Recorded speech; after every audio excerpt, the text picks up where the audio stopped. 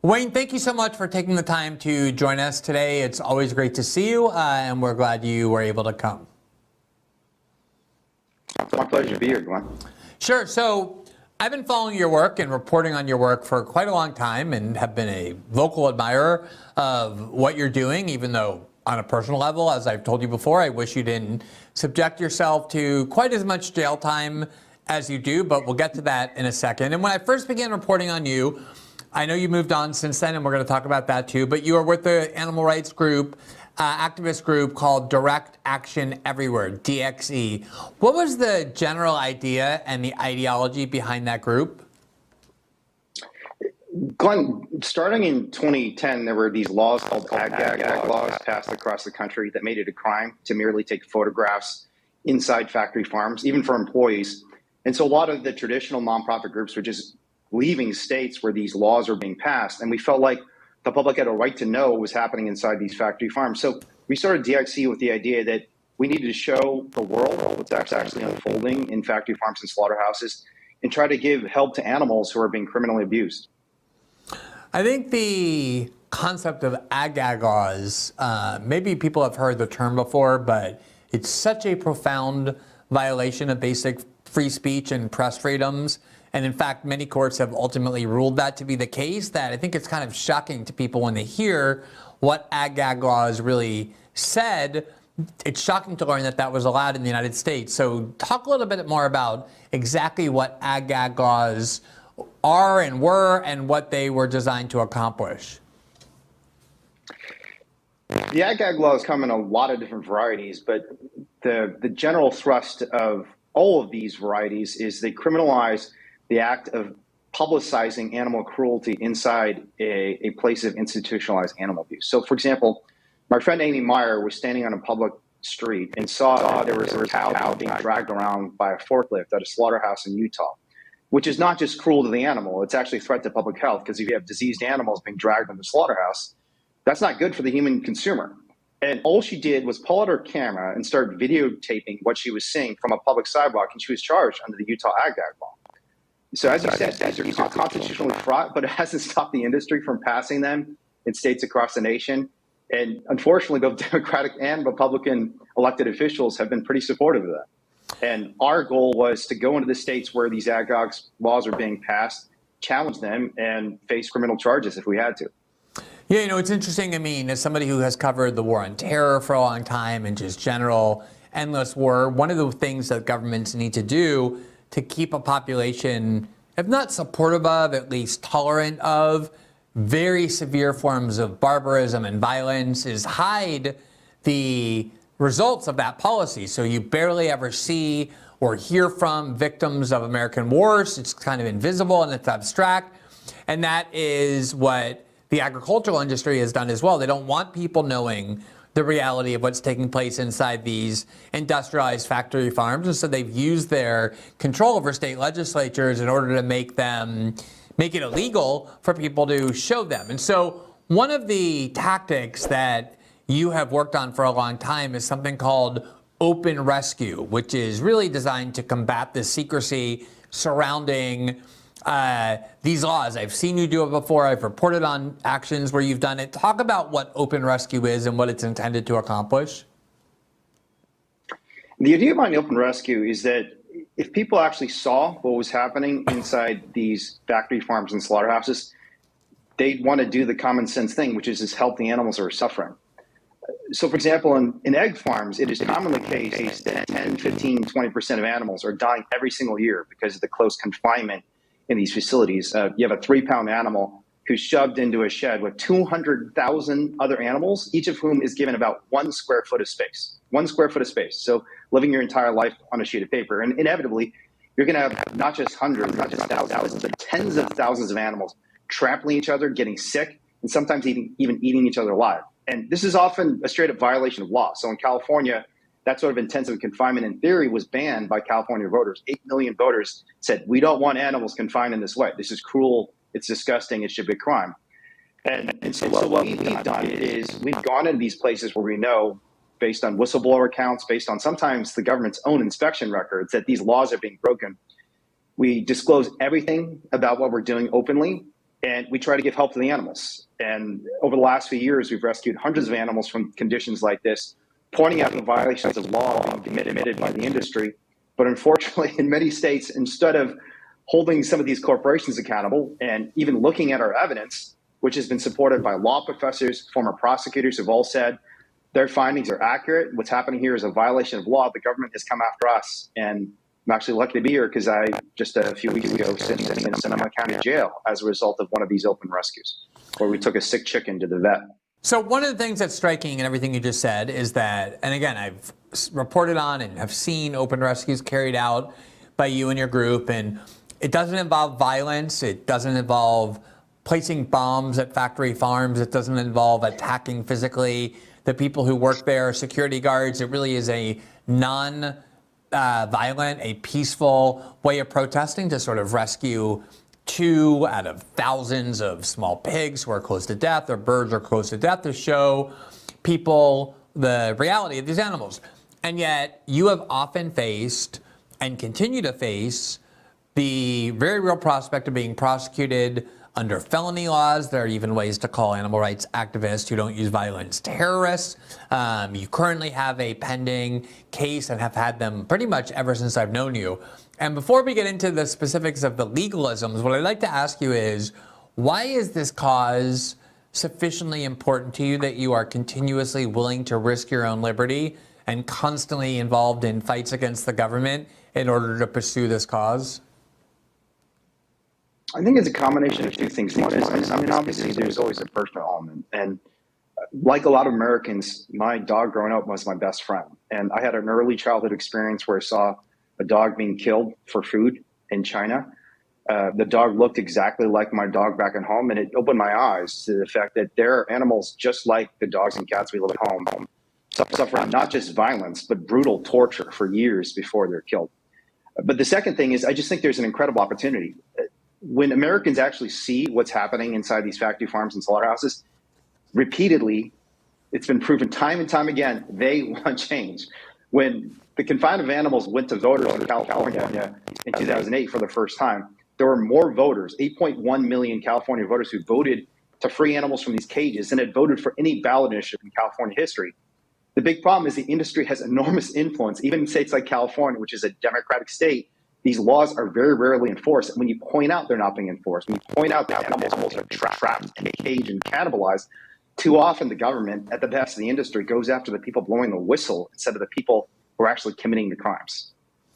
I remember when I first started reporting on the atrocities in factory farms, one of the great difficulties as a journalist, as a human being, that I face and continue to face when I do it, is that some of the barbarism and torture and savagery is so extreme that it's actually difficult to get yourself to look at it. There's like an instinct to want to turn away because as humans, we kind of have an instinct to turn away. Talk about some of the worst things that you've seen in the many times that you've gone into these industrialized factory farms, and what is it that you've seen that you think people should know about? The pork industry is maybe one of the most disturbing examples because it's been in the national political conversation recently. The Biden administration supported the pork industry in trying to basically abolish Prop 12, which is the California ballot initiative that freed animals, including mother pigs, from cages and crates. And just to give you the factual context, the gestation crates that this law banned, that again, overwhelmingly California voters wanted banned. These gestation crates are 2 foot by 7 foot metal boxes, so 14 square feet of space, where a 600 to 700 pound animal will live virtually her entire adult life. So the way I try and visualize it for most people who don't have experience in farms is imagine 2 of the largest human beings on the planet Earth, say NFL linemen, living inside a bathtub for their entire lives. That's a gestation crate. And as a result of this confinement, even industry publications show that 92% of animals are going psychotic within an hour. Like these animals develop repetitive behaviors, they develop shoulder sores and gaping holes in their side because they're slamming their heads, their bodies against the concrete floor or the cage wire walls around them in a desperate attempt to escape. And this happens for 4 to 5 years.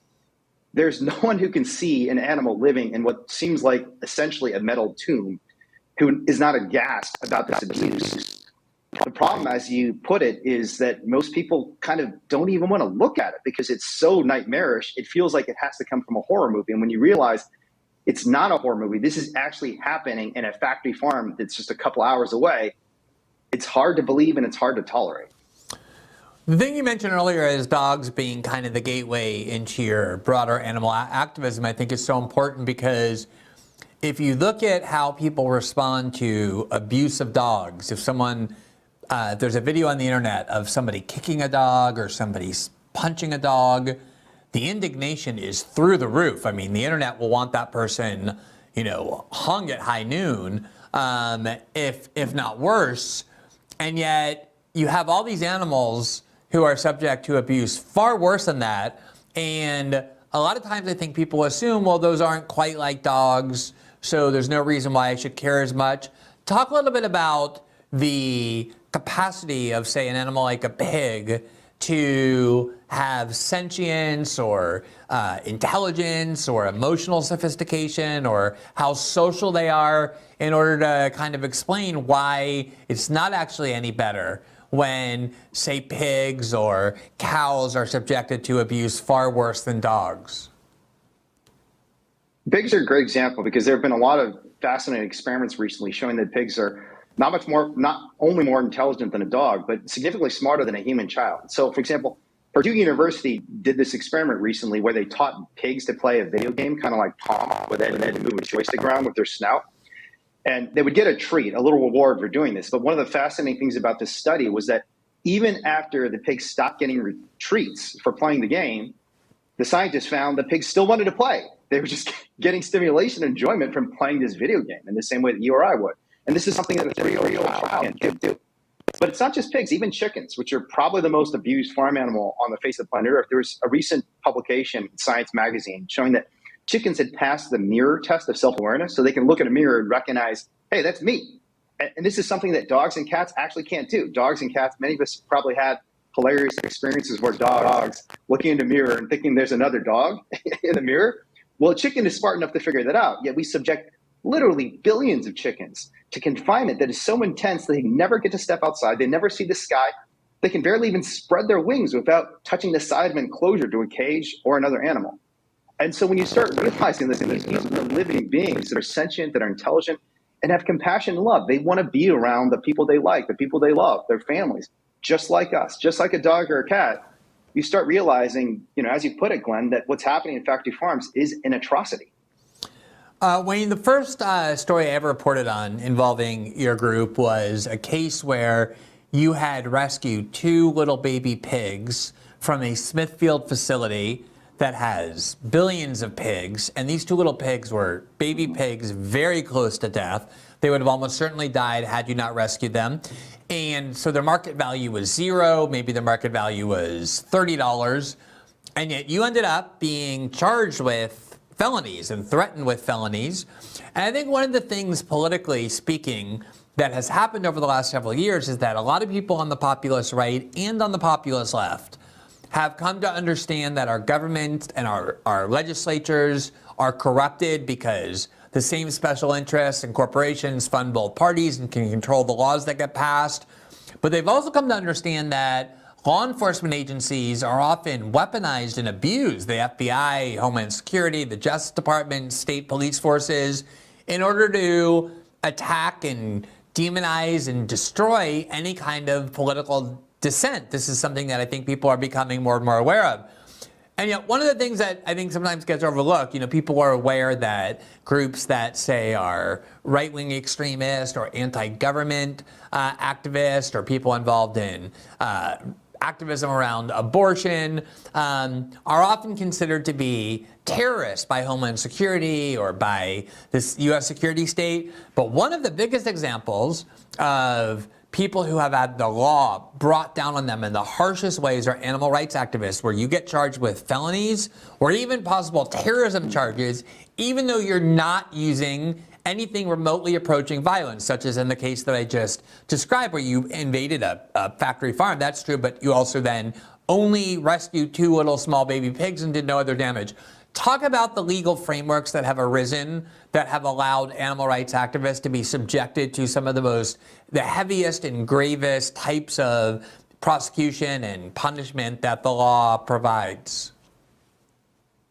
The Utah case is a great example, Glenn, because you're right. What we did was completely nonviolent. We didn't even damage the property. They didn't even know we were there until we published our video in the New York Times a few months later. And in Utah, the state attorney general, with the support of the FBI, brought felony racketeering charges, which are the second highest level felony burglary charges, and felony theft charges for taking 2 sick baby pigs to the vet. And the racketeering charge was the most terrifying because this is a charge that is extremely hard to fight against. It's very similar to the conspiracy charges that have been brought against activists, and actually have been brought against Donald Trump too, across the country. And the idea behind it is, even if you personally didn't do anything to damage anyone's property, even if you personally didn't commit a crime, merely by your association and speech, by your advocacy, you've shown you're part of an unlawful illegal enterprise, an illegal conspiracy. And one of the most fascinating things about the Utah case is one of the parties that was advocating for the case to be brought against us was the CEO of Costco. Now, Costco is headquartered in Seattle. It had absolutely nothing to do with what happened in Utah at that factory farm. The factory farm isn't owned by Seattle, by Costco. But Costco's CEO was concerned because of our, quote, defamatory protest. I still haven't figured out what we said that was false about Costco. All we said was Costco says they're giving freedom to animals. This is the condition the animals are actually living in. But because of this racketeering conspiracy charge, the FBI and the state government in Utah were able to tie together all of our activities across the country, our protests, all of which were nonviolent and peaceful, our statements to the media, our videos published on YouTube to say we're involved in this illegal conspiracy to damage a large corporate interest. I can tell you none of us are going to get this sort of protection from the FBI or from lawyers. And the fact that there were dozens of FBI agents at our trial, it came out that dozens of FBI agents were involved in a case involving at most $80 of commercial value, and really much less than that, because each of these piglets was sick to the point they were probably a liability to the company, should be shocking to most American consumers and citizens, regardless of whether you're a Democrat or a Republican. Yeah, I mean, I'll never forget, just being stunned. And obviously, I've been working for a long time on abuses of state power for political ends, that you took 2 tiny little piglets who, as you say, probably had negative commercial value to these factory farms because they were likely to become sick and die. Even if you want to give it the most credit, it was, as you say, $80, $40 for each pig.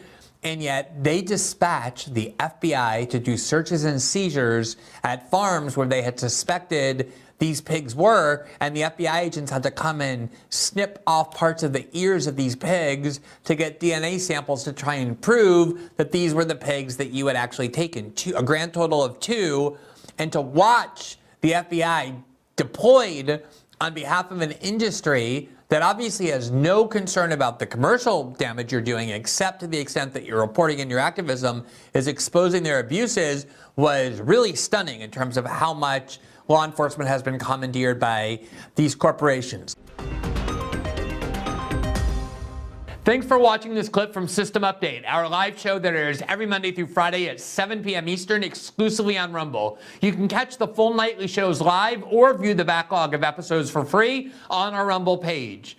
You can also find full episodes the morning after they air across all major podcasting platforms, including Spotify and Apple. All the information you need is linked below. We hope to see you there.